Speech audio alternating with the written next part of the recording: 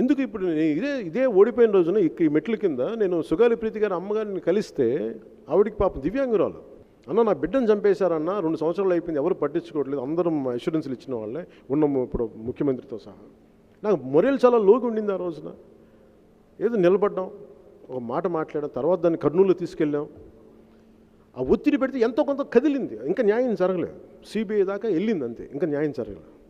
మన government form అవగానే first case Sugali ప్రీతితో తీసుకుంటాం.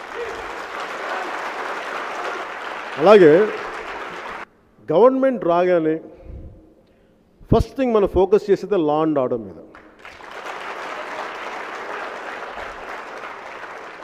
లా అందరికీ సమానంగా అప్లై కావాలి. ఇదే ఒకే ఒక్క